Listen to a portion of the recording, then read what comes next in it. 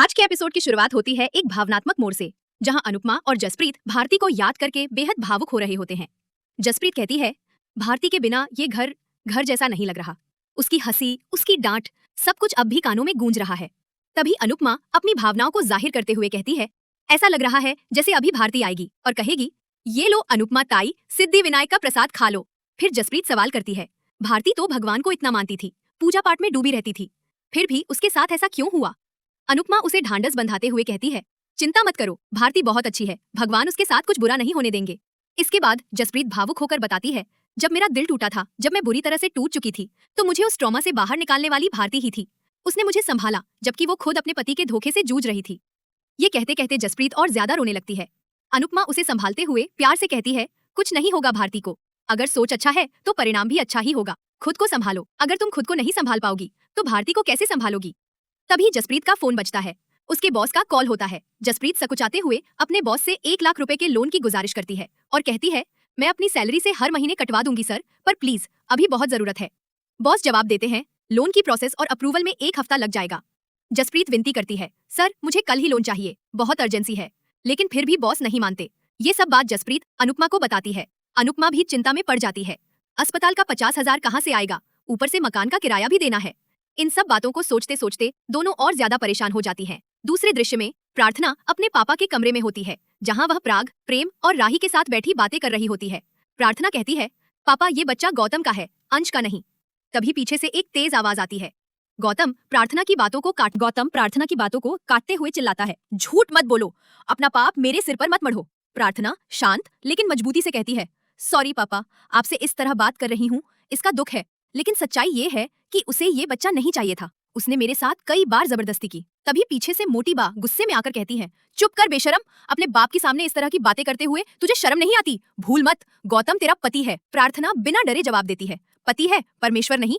किसी भी लड़की के साथ जबरदस्ती करना गलत है, फिर चाहे वो उसका पति ही क्यों ना हो। प्रार्थना की ये बात सुनकर पूरा कमरा सन्नाटे में डूब जाता है। वो आगे कहती है, जब से मेरी शादी हुई है, इस आदमी ने मुझे सिर्फ एक खिलौना समझा है, इंसान नहीं। तभी राही आगे बढ़कर प्रार्थना का समर्थन करती है। फिर प्रार्थना दृढ़ता से कहती है, ये बच्चा सिर्फ मेरा है, मैं इसे गौतम का नाम नहीं दूंगी। मोटी बा व्यंग करते हुए कहती है, अब तक तू अनुपमा की पंक्तियां रट्टी आई है। प्रार्थना तुरंत विरोध करती है, अनु आंटी ने मुझे बस हिम्मत दी है, वही हिम्मत आज तक मेरे साथ है। तभी बीच में प्राग प्रार्थना को रोकते हुए कहता है, मैंने तुम्हें इस घर में रहने के लिए बुलाया है ताकि तुम सुकून से रह सको। इस पर प्रार्थना अपनेपन से मुस्कुराकर कहती है, थैंक यू पापा। फिर गौतम की ओर इशारा करते हुए मजबूती से कहती है, लेकिन जब तक ये आदमी इस घर में रहेगा मैं यहाँ नहीं रह सकती। गौतम तिलमिलाकर पूछता है, तो अब तुम अंश के घर में रहने का प्लान बना रही हो? और क्या रिश्ता है तुम्हारा और अंश का? घर का माहौल और ज्यादा गर्मा जाता है। प्रार्थना गुस्से और आहत स्वर में चिल्ला उठती है, हाँ मुझे वही रहना है, वहाँ के लोग मुझे समझते हैं, मेरा ध्यान रखते हैं, और सबसे बड़ी बात, वहाँ मैं खुद को सेफ महसूस करती हूँ। वो आगे कहती है, गौतम ने मुझे हमेशा तकलीफ दी है, हर मोड़ पर मुझे टॉर्चर किया है,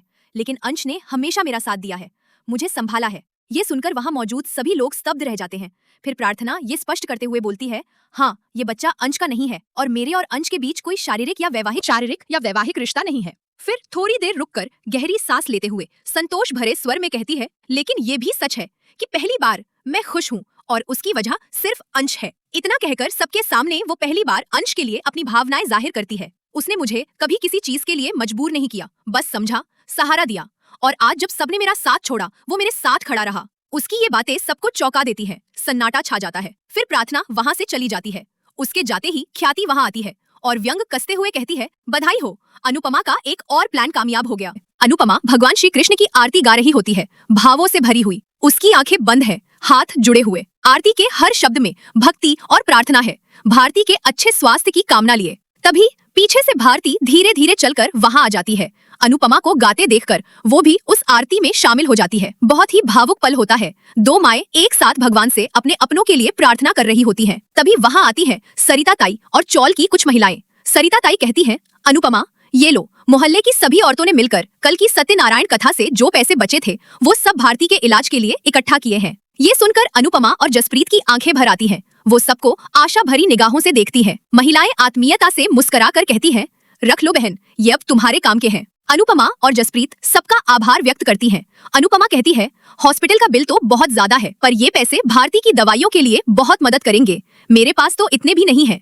ये कहते कहते अनुपमा की आवाज कांपने लगती है और वो रो पड़ती है।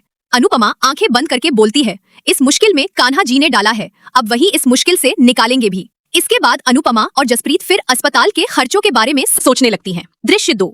घर के अंदर मोटी बा अचानक पूरे घर में धूप दिखाने लगती हैं, जैसे नकारात्मकता को भगाने की रस्म कर रही हो। ये देखकर प्राग उन्हें रोकते हुए कहते हैं, बस कीजिए माँ, अब बहुत हो गया। मोटी बा व्यंग्य कसती हुई कहती है, तो क्या अब लड्डू बांटूं? तेरी बेटी ने जो घिनौनी बातें कहकर गई है ना, उसके बाद तो दिल करता है चुल्लू भर पानी में डूब मरूं। वो प्राग को घूरते हुए कहती हैं, कितनी बार मना किया था, अपनी बेटी को मनमानी मत करने दो, ससुराल में रहना सिखाओ। मैंने पहले ही कहा था, अब देख लो नतीजा। अब तो मानता है ना कि गलती जमाई जी की नहीं, तेरी बेटी की है। तभी गौतम सामने आता है और खुद को निर्दोष दिखाने की कोशिश करता है। अगर प्रार्थना मेरी वजह से यहाँ नहीं रहना चाहती तो मैं अभी चला जाता हूँ। फिर वो चालाकी से बात पलटते हुए कहता है, वैसे भी वो बच्चा अंश का है, मेरा नहीं। बस मुझ पर इल्जाम थोप रही है। गौतम प्राग को भड़काने की कोशिश करता है। आप ही सोचिए, बेटी की करतूतें क्या कम है? लेकिन प्राग इस बार दृढ़ता से कहता है, हमें अपनी इज्जत की फिक्र करने की जरूरत नहीं, और ना ही आपकी बातों से। आपको जाना है, जाइए, मैं आपको नहीं रोकूंगा। पूरा माहौल तनाव से भर जाता है। मोटी बा फिर गौतम के पक्ष में खड़ी हो जाती हैं। जमाई जी ने कुछ भी गलत नहीं किया, वो कहीं नहीं जाएंगे। अगर जाना है तो अपनी बेटी को रोको। लेकिन तभी प्राग की आवाज कटती है और वह शांत भाव से कहता है, मैं खुद प्रार्थना से बात कर लूंगा। फिर वह गौतम से कहता है, आप अब यहाँ से जा सकते हैं। मोटी बा नाराज होकर कहती हैं, अगर जमाई जी घर छोड़कर गए तो हम भी ये घर छोड़ देंगे। इतना एहसान किया है इन्होंने हम पर, अब हम इन्हें इस हाल में नहीं जाने देंगे। फिर वो कठोरता से कहती हैं, चाहे प्रार्थना इस घर में रहे या ना रहे, जमाई जी इस घर से कहीं नहीं जाएंगे। ये सुनकर गौतम के चेहरे पर एक शैतानी मुस्कान फैल जाती है। दृश्य 1। अगली सुबह की हल्की रोशनी में प्रार्थना अंश से अपने दिल की कह रही होती है। प्रार्थना भावनाओं से भरकर कहती है, अंश, मैं तुमसे कुछ कहना चाहती हूँ, लेकिन पहले ये साफ कर दूं, ऐसा मत सोचना कि मैं अपने बच्चे की जिम्मेदारी तुम पर थोपना चाहती हूँ। ये बच्चा सिर्फ मेरा है, गौतम का नहीं, और मैं इसे अकेले पाल सकती हूँ। फिर थोड़ी रुककर वो कहती है, मैं जानती हूँ एक प्रेग्नेंट लड़की जो अपना घर और पति छोड़ चुकी है, उसके साथ कोई भी रिश्ता रखना कितना कॉम्प्लिकेटेड हो सकता है। अगर तुम मेरे साथ नहीं रहना चाहो तो भी तुम्हारी दोस्ती हमेशा मेरे लिए मायने रखेगी। इसके बाद प्रार्थना अंश की तारीफ करते हुए कहती है, तुम एक फैमिली मैन हो, एक परफेक्ट जेंटलमैन, और शायद ये अनुपमा आंटी के संस्कार ही हैं जो तुम में इतना अपनापन है। वो अपने बीते समय को याद करते हुए कहती है, काश मेरी जिंदगी में गौतम की जगह कोई और होता। ये सब सुनकर अंश स्तब्ध रह जाता है। वो कुछ बोल नहीं पाता, उलझा हुआ महसूस करता है। प्रार्थना धीरे से कहती है, मुझे तुम्हारी दोस्ती पर पूरा भरोसा है। अंश शांत स्वर में कहता है, हम हमेशा दोस्त रहेंगे, लेकिन दोस्त से ज्यादा कुछ नहीं बन पाएंगे। मेरे ऊपर बहुत जिम्मेदारियां हैं, मेरे पास खुद के लिए भी वक्त नहीं है। फिर दुखी मन से जोड़ता है, मैं तुम्हारा दोस्त तो बन सकता हूं, लेकिन जीवन साथी नहीं। प्रार्थना की आंखें भर आती हैं, वो भीतर से टूट जाती है, लेकिन अपने आंसू छुपाते हुए मुस्कुराकर कहती है, कोई बात नहीं, दोस्त ही सही, और वो हमेशा रहेंगे। दृश्य 2। Jewellery shop. अनुपमा एक ज्वेलरी शॉप में पहुंचती है। वो अनुज द्वारा दी गई सोने की बालियां गिरवी रखती है ताकि भारती के इलाज के लिए पैसे मिल सकें। वो सोचती है, ये गहने चाहे जितने भी कीमती हों, किसी की जान से ज्यादा कीमती नहीं हो सकते। उसे 70,000 रुपए मिलते हैं। वो मन ही मन अनुज को धन्यवाद कहती है, तुम दूर होकर भी हमेशा मेरा सहारा बनते हो। दृश्य 3। अनुपमा का घर। अनुपमा घर लौटती है और जसप्रीत को पैसे देती है। जसप्रीत पूछती है, कितने हैं? अनुपमा कहती है, 70,000। तभी जसप्रीत की नजर अनुपमा के खाली कानों पर जाती है। वो सब कुछ समझ जाती है। वो भावुक होकर कहती है, तुम कैसे इतना सब कुछ कुर्बान कर लेती हो अनुपमा? दोनों अस्पताल जाने की तैयारी करती है। तभी मकान मालिक आ जाता है किराया लेने। उसे देखकर दोनों पैसे छुपाने लगती हैं।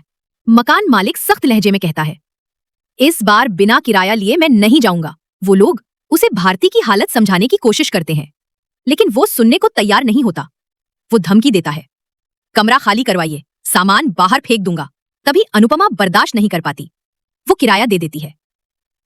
अब दोनों फिर से चिंतित हो जाती हैं, क्योंकि अब हॉस्पिटल के लिए पैसे कम पड़ रहे होते हैं।